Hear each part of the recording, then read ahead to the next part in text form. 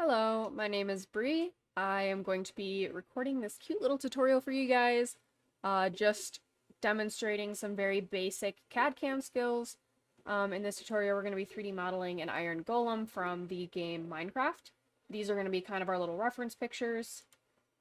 The technologies that we will be using are going to be Fusion 360 from Autodesk, as well as Ultimaker's Cura for slicing the model for 3D printing. I will link both of those resources down in the description below for you guys to kind of access easily. And without further ado, let's get started. So, of course, to get started, we're going to have to make sure that our CAD/CAM software is open. And we're going to start with an untitled, just a new document, a blank canvas, and we're going to go ahead and start by creating a new sketch. I'm going to select the top plane. I can use this little isometric box up here in the top right to kind of rotate my field of view on this, and I'm going to go ahead and select the top. Next, we're going to go ahead and go down to the Create Rectangle and select the Center Rectangle tool. We're going to put it right in the middle. We'll put it right on that axis origin point, and we're going to go ahead and make it 3 inches by 1.5 inches. And we'll click Enter to solidify our measurements there. I'm going to go ahead and finish this sketch. So this piece, this rectangle, will serve as our chest piece for our new friend that we're making here. I'll go ahead and select the Extrude, and this should automatically highlight in blue. It's the only profile we currently have, but if it doesn't, feel free to click it and you should see the little arrow up here. We'll go ahead and I'm going to make this, I'll make it 1.5 inches tall. So that looks like our iron golem's chest piece. So now we can get started. We'll go from the middle and we'll go down, and then we'll go over to the sides, and then we'll make his head last. So next we're going to go ahead and make his waist. And we can see that his waist kind of comes from the center of his torso and goes straight down. Next, we'll go ahead and click Create Sketch, and we will focus this bottom face of the profile we just made. So we'll go ahead and click that. Again, we'll go ahead and click the rectangle, center rectangle tool from our Create menu. We'll go ahead and click the center point onto the axis, and we will make this, we'll make it 2 inches by, we'll go 0.08. I think that looked pretty good. Yeah. So once we have our little waist piece here, we'll go ahead and click Finish Sketch. And then we can see that it's ready to extrude. So we can click the Extrude button here, focus that new profile we just made, and we can drag it right down. I'm going to make this, we'll make it 1/2 inch. I think that that gives us a pretty sturdy basis for his waist. From there, we can go ahead and start modeling the legs. And I think that one of the most important things to note about the iron golem's legs is that they don't go past the edges of his torso, right? Because we need to have our arms hang down, so we have to be mindful of that while modeling him. So we'll go ahead, and this time we'll go ahead and click the Create Sketch tool, and we will focus the bottom of the new body, this face of the new body that we just extruded from the torso. So this will be the bottom of the waist piece.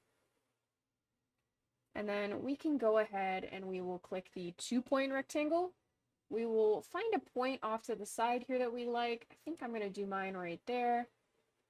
And we can just bring it right over. And of course they're perfectly square, so we'll do 1.2 by 1.2 inches. We'll do the same thing on the other side. You can see that that little blue line just appeared to let us know that we're all lined up along the top. 1.2 by 1.2. So once you have both of your squares on there, we can go ahead and click Finish Sketch.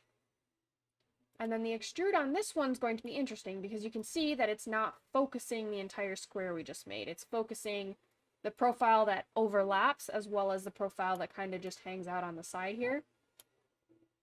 So what we can do is we can click all 4 of these, and that selects all of them so that we can then extrude them. I'm going to go ahead and make his legs, I'll make his legs 2.5 inches long. Click Enter to create the body. So now you can see he's really starting to take shape, right? So the next piece we can do is we'll do his arms next. So his arms, we can see line up with the top of his shoulders here. And we can go ahead and click the Create Sketch button. We will then focus the top face of the torso. So there's a lot of planar face modeling here.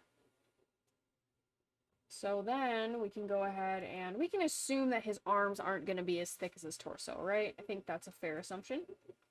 So we can go ahead, we'll pick a point, click, we'll drag the corner out. I'm going to make it 0.9 by 0.9. And we'll click. And then we can go ahead and line it up on the top here as well. You can see that that little red line appeared to let us know that we're all lined up. And we can line it up with the bottom here. We'll go 0.9 by 0.9. And it knows that we are lined up. It knows that the measurements are here. If you mess up, you can always double click on this and enter a new value. And then click enter to solidify it. And that will automatically adjust the length of the units that you need it to adjust. So now we've got the basis for his arms. We'll go ahead and click Finish Sketch. And from there, we can go ahead and we know that his arms are super long. They go down almost to his feet, but not quite. So we'll go ahead and we'll click Extrude. We will select both of the profiles for his arms, and we'll drag them right on down. Make them about 4 inches.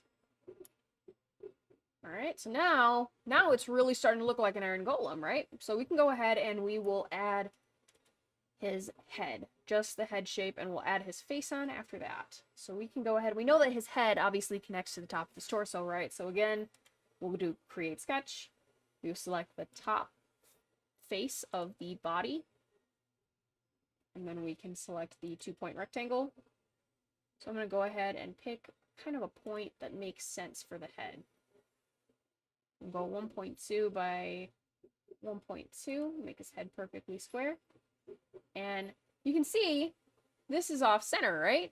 And I don't really like that. So what I can do is I can undo it. And if I wanted to, I could just select a point here.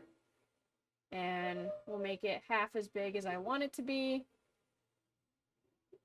So 0.8 by 0.12. And then we can select the mirror tool up at the top. And the mirror tool, you select which objects you want. You can see it here. And then you select the mirror line, which would be here, so that it reflects evenly across. And now we can see that our head's symmetrical, right? So we can go ahead and click Finish Sketch. We'll extrude. And again, this is going to focus on, this is going to be split into 4 separate profiles that we have to click because it overlaps with an existing body. So we'll go ahead, and we know that his head is kind of rectangular, right? So we can see that his head's kind of taller than it is wide. So we'll go ahead and make his head 1.8. Click OK. And you can see that we made his chin on there. That looks good. So next, we got to put his face on there. Well, the face goes on the front of his head. So once again, we're going to select that sketch tool, Create Sketch tool, and we're going to select the planar face of his head. From there, we can go ahead and we'll create his eyebrow, which is about the middle of his head. We'll do, so it's going to be 1.6 because that's how wide we made his head. It'll be 0.1 just so that it doesn't take up too much of his face. And then we can go ahead and extrude his eyebrow. We'll make it 0.1 inch. Again, just so that it doesn't take up too much of his face. So we got his eyebrow done. So next, we got to do his nose. So again, Create Sketch. We'll select the bottom portion of his face this time, because obviously his head doesn't go on his, or his nose doesn't go on his forehead. So we'll select that, and we know that his nose touches his eyebrow, right? So we'll go ahead and select the 2-point rectangle tool. This green line represents the perfect, like, symmetrical point for his face. So we'll go ahead and we'll just bring his nose over, so 0.2 inches, and we'll bring it down just past his chin, right? And we'll Finish Sketch. And we'll select these 2 profiles. And we will bring them out. 0.1. Well, his nose technically goes past his eyebrow there. So we'll go 0.15 inches, again, just so it's not too intrusive. Alright, so we've got his nose, we've got his eyebrow, and now we can do his eyes. And his eyes are going to be relatively easy. So we'll go ahead and select either side of his face. We'll do that side. We'll go 2-point rectangle. We'll go ahead and we'll kind of do it like this. We'll drag it out as far as we see fit. This is going to be 0.35 by ½ inch tall. Maybe we'll even make it a little bit bigger than that. No, I think 0.35 by ½ inch is good. We'll click it. And we can do the same thing on the other side of his face, 0.35 by 5. And then we know that he has some pupils up here at the top. So if we wanted to, we could implement those as well. 0.175, so it's going to be half, and then 0.3. We can do the same thing on the other side, add in his other pupil. So 0.175 by 0.3, right? So now we've got both of his eyes in there. And we'll go ahead and we can actually just take this one back. 0.05 inch, that's 5/10 of an inch. 5/100 of an inch. So we can take it back 5/100 of an inch and we can have it show his pupils right in there without having to do too much more. So obviously he's not going to be textured because he's just a 3D model. But from here we can go ahead and click save. And we'll go Iron Golem friend. And now he's saved. That versioning will jump up one version for us so that we know that this is version 1.